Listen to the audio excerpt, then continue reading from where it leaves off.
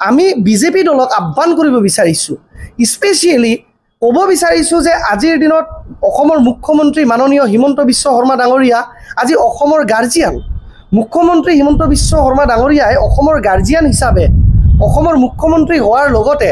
জনজাতীয় লোকসকলৰ চেণ্টিমেণ্ট, বড়ো জনগোষ্ঠীয় লোকসকলৰ চেণ্টিমেণ্ট আৰু BTR ৰাইজৰ চেণ্টিমেণ্টখিনি, আৱেগ অনুভূতিখিনি ভালদৰে বুজি পায়। সেয়ে যি ধৰণে বিজেপি ৰাজনৈতিক দলে কৈছে যে আগন্তুক BTC নিৰ্বাচনত তেওঁলোকে প্ৰমোদ বড়ো আৰু হাগ্ৰামা মহিলাৰী ডাঙৰীয়াই প্ৰতিদ্বন্দ্বিতা কৰা সমষ্টিবোৰত বিজেপি দলৰ তৰফৰ পৰা কোনো ধৰণৰ প্ৰাৰ্থী প্ৰক্ষেপিত নকৰিব। সেই তেনেধৰণেই আমি আহ্বান জনাইছোঁ বিজেপি দলৰ ৰাষ্ট্ৰীয় সভাপতি JP নাড্ডা ডাঙৰীয়া, আমি আহ্বান জনাইছোঁ গৃহমন্ত্ৰী অমিত শ্বাহ ডাঙৰীয়া, আমি আহ্বান জনাইছোঁ অসমৰ সুদক্ষ মাননীয় মুখ্যমন্ত্ৰী হিমন্ত বিশ্ব শৰ্মা ডাঙৰীয়াৰ লগতে অসম প্ৰদেশ বিজেপিৰ সভাপতি মাননীয় দিলীপ শইকীয়া ডাঙৰীয়ালৈকে যে BTR অঞ্চলৰ শান্তিৰ স্বাৰ্থত, BTR অঞ্চলৰ প্ৰগতিৰ স্বাৰ্থত আৰু যি এটা ঐক্যতাৰ এনাজৰীত আজি BTR অঞ্চল অসমৰ লগত বান্ধ খাই আছে, সেই ঐক্যতাৰ এনাজৰীটো যাতে সৰ্বদাই বৰ্তি থাকে, সেই স্বাৰ্থত, বৃহত্তৰ স্বাৰ্থত বিজেপি দলে যাতে এটা ত্যাগ কৰে আৰু বিজেপি ৰাজনৈতিক দলে যাতে অনাগত 2025 চনৰ BTC নিৰ্বাচনত কেৱল প্ৰমোদ বড়ো আৰু হাগ্ৰামা মহিলাৰী ডাঙৰীয়াই প্ৰতিদ্বন্দ্বিতা কৰা সমষ্টিতেই নহয়, বৰং তৃতীয় বড়ো শান্তি চুক্তি বা BTR একৰ্ড 2020 চনৰ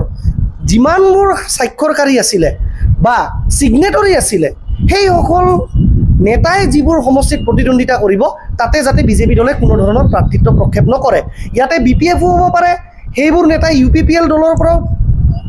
প্ৰতিদ্বন্দ্বিতা কৰিব পাৰে, তাত আমাৰ ক'বলগীয়া একো নাই। এক্ৰছ পলিটিকেল পাৰ্টি লাইন্স আমি বিচাৰিছোঁ যে সেয়া লাগিলে UPPL দলৰ BR ফেৰেংগা ডাঙৰীয়াই হওক, সেয়া লাগিলে UPPL দলৰ গোবিন্দ বসুমতাৰী ডাঙৰীয়াই হওক, সেয়া লাগিলে UPPL দলৰ B চাওৰাইগৰা ওৰফে চাইখং বসুমতাৰীয়ে হওক বা নতুনকৈ গঠিত হোৱা ৰঞ্জন দৈমাৰী ডাঙৰীয়াৰ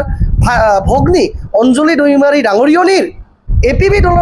দলৰ তৰফৰ পৰাও যদি কোনোবা ছিগনেটৰী বা বড়ো শান্তি চুক্তিৰ স্বাক্ষৰকাৰীয়ে যদি প্ৰতিদ্বন্দ্বিতা কৰে, সেই সমষ্টিবিলাকত যাতে বিজেপি দলে অসমৰ গাৰ্জিয়ান হিচাপে, এটা BTCৰ গাৰ্জিয়ান হিচাপে, যিহেতুৱে অটল বিহাৰী বাজপেয়ী ডাঙৰীয়া 2003 চনৰ BTC চুক্তি সময়ত তেওঁ প্ৰধানমন্ত্ৰী আছিলে, 2020 চনত যেতিয়া BTR চুক্তি হ'ল সেই সময়ত নৰেন্দ্ৰ মোদী ডাঙৰীয়া ভাৰতবৰ্ষৰ প্ৰধানমন্ত্ৰী আৰু অমিত শ্বাহ ডাঙৰীয়া ভাৰতবৰ্ষৰ গৃহমন্ত্ৰী হৈ আছিলে আৰু মুখ্যমন্ত্ৰী তেতিয়া যদিও সৰ্বানন্দ সোণোৱাল ডাঙৰীয়া আছিলে। সেই সময়ত BTR চুক্তিৰ ক্ষেত্ৰতো বহুত আগভাগ তদানীন্তন কেবিনেট মন্ত্ৰী আৰু আজিৰ মাননীয় মুখ্যমন্ত্ৰী হিমন্ত বিশ্ব শৰ্মা ডাঙৰীয়াও লৈছিলে। সেয়ে এজ এ গাৰ্জিয়ান হিচাপে, অভিভাৱক হিচাপে বিজেপি দলে তেওঁলোকে এক মানৱীয়তাৰ দৃষ্টিকোণেৰে চাই এই অঞ্চলৰ বৃহত্তৰ শান্তি, প্ৰগতি আৰু বৃহত্তৰ যি এক কমিউনেল ইণ্টিগ্ৰিটি, সকলো জনগোষ্ঠীৰ মাজত যি এটা ঐক্যতা যাতে বৰ্তি থাকে, সেই কথাখিনি লক্ষ্য ৰাখি তেওঁলোকে যাতে অনাগত 2025 চনৰ BTC নিৰ্বাচনত যিমানবোৰ BTR চুক্তিৰ স্বাক্ষৰকাৰী আছে, অন্ততঃ 2025 চনৰ নিৰ্বাচনত যাতে তেওঁলোকৰ বিৰুদ্ধে বিজেপি দলে কোনো ধৰণৰ প্ৰাৰ্থী প্ৰক্ষেপিত নকৰে। কাৰণ আমি জানো যে তৃতীয় বড়ো শান্তি চুক্তি বা BTR যি চুক্তি স্বাক্ষৰিত হৈছিলে তাৰ কিছুমান দফা এতিয়াও ইমপ্লিমেণ্ট হ'বলৈ বা ৰূপায়ণ হ'বলৈ বাকী আছে।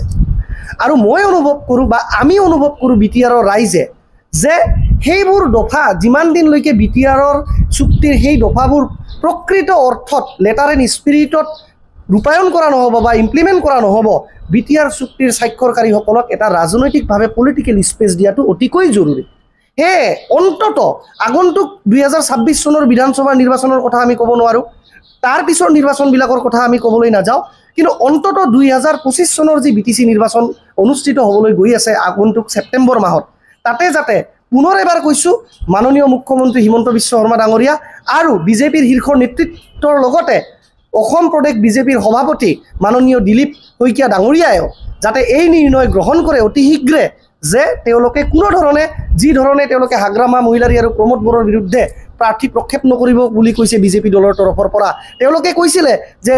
যদি দীপেন বড়ো ডাঙৰীয়াই, আজিৰ আপচুৰ সভাপতি দীপেন বড়ো ডাঙৰীয়াই প্ৰতিদ্বন্দ্বিতা কৰে, তেতিয়াও তেওঁলোকে বিজেপি দলৰ পৰা তেওঁৰ বিৰুদ্ধে কোনো প্ৰাৰ্থী প্ৰক্ষেপ নকৰিব বুলি কৈছিলে। সেই স্পিৰিটটো বৰ্তি ৰাখি তেওঁলোকে যাতে অনাগত দিনত BPF, UPPL, APB এই তিনিটা দলক কোনো দল হিচাপে নাচাই দল নিৰ্বিশেষে তেওঁলোকে যাতে বৃহত্তৰ বড়োলেণ্ডৰ স্বাৰ্থত বৃহত্তৰ BTR শান্তি আৰু প্ৰগতিৰ স্বাৰ্থত তেওঁলোকে BTR চুক্তিৰ স্বাক্ষৰকাৰী মই পুনৰ এবাৰ কৈ দিছোঁ অন্ততঃ এইকেইজন বি চাওৰাইগৰা ডাঙৰীয়া ওৰফে চাইখাং বসুমতাৰী ডাঙৰীয়া BR ফেৰেংগা ওৰফে এতিয়াৰ EM UPPL দলৰ EM ৰঞ্জিত বসুমতাৰী ডাঙৰীয়া আজিৰ দিনৰ BTCৰ ডেপুটি চিফ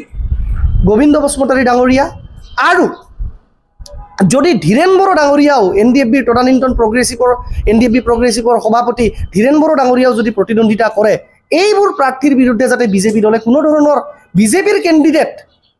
প্ৰতিদ্বন্দ্বিতা আগবঢ়াবলৈ তেওঁলোকে BTC নিৰ্বাচনত সেইবোৰ সমষ্টিত প্ৰক্ষেপ নকৰে তাকে আহ্বান কৰিছোঁ আৰু মই আশা কৰোঁ মই পুনৰ এবাৰ কৈছোঁ যে অসমৰ গাৰ্জিয়ান হিচাপে হিমন্ত বিশ্ব শৰ্মা ডাঙৰীয়াই আৰু বিজেপি দলে মই অনুভৱ কৰোঁ তেওঁলোকে জনজাতীয় মানুহৰ চেণ্টিমেণ্টখিনি বুজি পায় আবেগ অনুভূতিখিনি ভাল ধৰণে বুজি পায় আৰু গাৰ্জিয়ান হিচাপে তেওঁলোকে আমাক BTC অঞ্চল বা BTR অঞ্চলক যাতে তেওঁলোকে আমাক পুত্ৰ হিচাপে চায় তেওঁলোকৰ সন্তান হিচাপে চায় আৰু তেওঁলোকৰ সন্তানৰ ঘৰত যদিহে শান্তি প্ৰগতি উন্নতি বৰ্তি থাকে তেতিয়াহে অসমখন উন্নতিৰ পথত যাব আগুৱাই যাব বুলি ভাবোঁ সেয়ে মই আহ্বান কৰিছোঁ বিজেপি দললৈকে এয়াই আজিৰ বিষয়বাব আছিল ধন্যবাদ